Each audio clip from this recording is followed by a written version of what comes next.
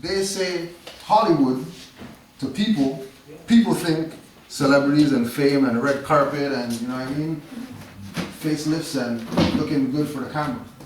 When the reality is that Hollywood is the way that they're running the spells on people. Right? You cast spells with the wand. And then the wand is made out of Hollywood. Right? Also, when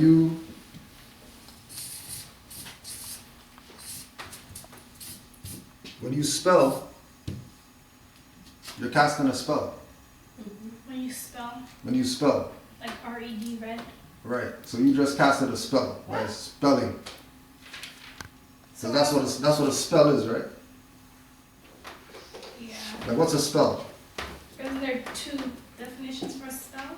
Okay, well. Spell is when you spell a word, and spell when you make a spell, like a witch, a spell. Okay. If anybody here looks into scriptures, Bible, Quran, or whatever the case is, they'll tell you that the word is God. And then the word was with God. So words have power. When this guy goes in the commercial and does this, right? He's casting a spell because he's using the words that he's saying to invoke people to do certain things, right? Because this is the pattern of the music industry today, right? And this isn't something new. Like this is something that they've been doing ever since, let's say, about 1995. So, like, talk about for this, that at this time is when there was a shift happening in hip-hop music where all these things started getting taken out, like one by one. Like slowly, they started getting taken out. Now we can look back at it and be like, yeah, that happened in 1995. But in 1995, right, only a few people would be able to say, hold on a second, how come this guy's rapping about guns right now? How come this guy's rapping about disrespecting women? How come these guys are rapping about money and cars and everybody wants to have a video with a car in it and everybody wants to have a girl in the video doing provocative things? Because it's a pattern. So when you hear about Drake, for example, right? They're going to tell you about Drake, but they're not going to tell you about Degrassi. And the fact that Degrassi is what bust his career. Not the show Degrassi, like the actual plot. The part that he played in Degrassi is what bust his career. Because it's a ritual. It's a spell. They used Degrassi as a spell to bust Drake. So that was the plan? That was the plan. Like they already knew that he was going to be Drake from Degrassi. Because in Degrassi, he was the dude that got shot, right? Same hip-hop violence type thing, black on black crime or whatever, right? He's the same dude that backed up the girl who couldn't perform, and then he basically stepped in to perform for her, and then everybody loved him as the performer, as the rapper. That's true. Right? Because this is all something that, and now this guy has his face on a plane and all this type of stuff. Right? And he's selling people Sprite. Right? When you look at Cardinal Official, right? Cardinal Official is like he was the cookie cutter. He was the person that they used as the mold for everybody else who's coming after. And then that came out of something called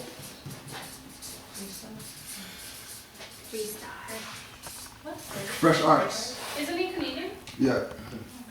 So in let's say 1988, 1989, they realize that Canada is a market. And eventually, they'll be able to have people like Drake and all that stuff coming out of Canada, repping Toronto hip hop or the concept of Toronto hip hop, right? But all those guys came out of Fresh Arts program. Before Cardinal Official was named Cardinal Official, his name was Kool-Aid. Yeah. Right? Kool-Aid was his name. Like his hip hop rap name. That's what he called himself. And he changed his name to Cardinal. And Cardinal represents some Catholic bishop or whatever. So he's trying to change the bishop of. He could be trying to say whatever. I don't know personally, because there's no connection between him naming himself after a cardinal. Like, why would you name yourself after a cardinal? I'm just gonna pause it for 1 second. Yeah. Look like a European. So he's repping the same people who killed Jesus. And then coming to the people like, you know what I mean? He's the savior of hip hop in Toronto. Yeah. Right? And it comes back to the whole thing about Hollywood and witchcraft, and you know, like when he went to the MMVA last year or 2 years ago with Bentley and all that type of stuff. But then Riley, Riley's the Toronto singer, right? So Riley's a Toronto singer. That's supposed to be his brethren. And Cardinal has a Bentley, and you know what I mean? They're pulling up and he's wearing a suit and whatever. And then Riley's wearing some jeans and some sneakers. When that's supposed to be his brethren, right? Supposed to, because you are your brother's keeper. And if you came out of Fresh Arts program, like there's groups. If you want to, you can research.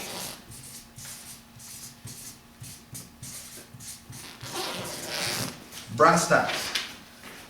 Brass Tacks was one of the foundation hip hop groups in Toronto during this same time, before Cardinal changed his name to Cardinal.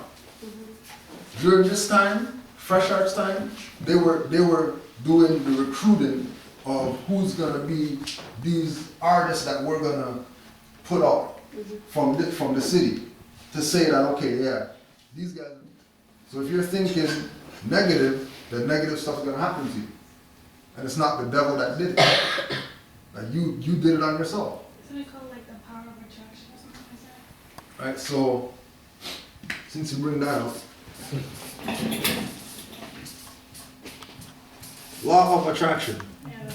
So obviously everybody in here knows about The Secret Secret. or heard about The Secret.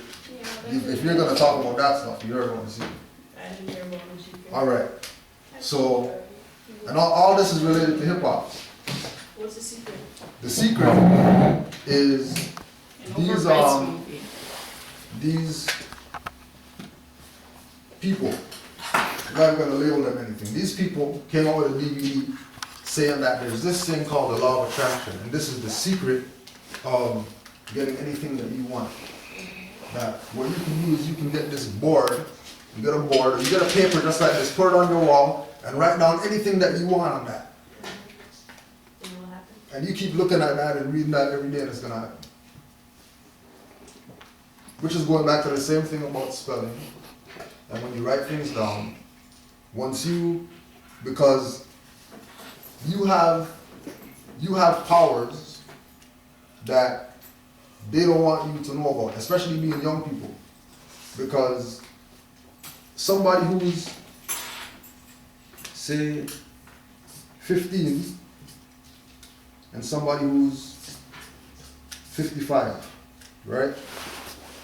Which one of these two age groups are closest to the womb? 15. The closer you are to the womb, the more powerful you are. Are you serious? Yeah. because the first school is the womb. The first one is School. The first place that you learn anything is in the womb. So once you are close to that, that's why your parents, before you get to a certain age, try to keep you close to home. They don't want you straying out there. Because if you stray at this age, then other things could attach itself to you. And you'll take home spirits with you. That's why when you go home, you're supposed to wash your hands and take off your shoes at the door. Because where you're walking out there in the world, you're actually bringing things home with you. Like you're bringing spirits home with you. The Americans, they don't take off their shoes when they walk in. Is that the reason why so much of them, it's more like Americans into the music industry than like... Right. Exactly. Because majority of Canadians come from Caribbean backgrounds, where we have quote unquote brought up seat. Right? We don't just do whatever. Right? It also connects to the books that we read. The Exactly. urban books, Right. it shows stuff like that. Like, it's all about like American people, right? Yeah. And like about the ghetto. What book, whatever, when you whatever. say books, like what do you say? Urban books. Yeah. Like, Nicki Minaj, Nicki Turner books. Or like Jerome Dickey and them kind Yeah, like of? that. Okay. And like those stuff, they talk about kids my age becoming strippers and stuff Yeah. like that. So that's why I said it's most likely for the Americans, but here in Canada we read these books too. Right. So probably we'll be like, oh, it happened in this book, and look how that girl turned out to be. Like she turned out to be good. So they probably think if I experience that, then maybe I might end up like her. Right. So, but it is most likely for American girls. Right. They are produced by It's Americans. produced by Americans, right? So, comes back to the same thing as music. I went to Cedarbrae Collegiate. We were doing this presentation at Cedarbrae Collegiate, and on the same day they had an assembly, right?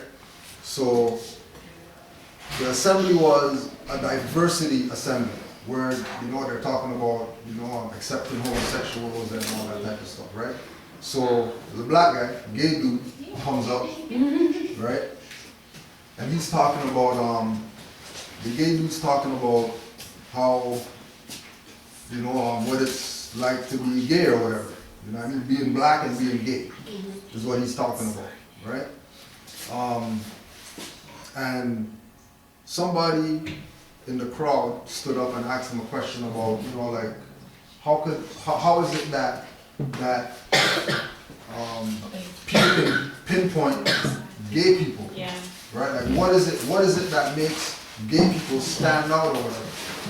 And what the guy said, the guy who was doing the presentation, right? What he said, it's mainly based on how they dress, because gay guys have a way of wearing their clothes or That's whatever. not necessarily. It is true. That's how I know Well, gay people. check this, Sometimes the way they act too. But right? it's mostly the way you first see somebody walking on the street. How do you know it's about their appearance? How But do you know there they're are Somali? How do you know they're Indian? some guys out there that dress like they're gangsters and they're gay. And they're Deep gay. down, they're I know gay. what I'm saying. Like most of them, they dress like Because they females. want to be known that they're gay. Most of them a lot. That's what I'm saying. Most of them you see it by their appearance, but obviously there's undercovers too. So, and two good points, right? What basically came out was the black guy who was gay. The person who stood up and asked the question, he asked him if he was gay based on him wearing skinny jeans, and that's a gay style. Now this is what the gay guy was saying, right? The gay guy was saying skinny jeans is a gay style. Yeah. Like that's not something that, you know what I mean, like you guys in the hood or whatever should be doing.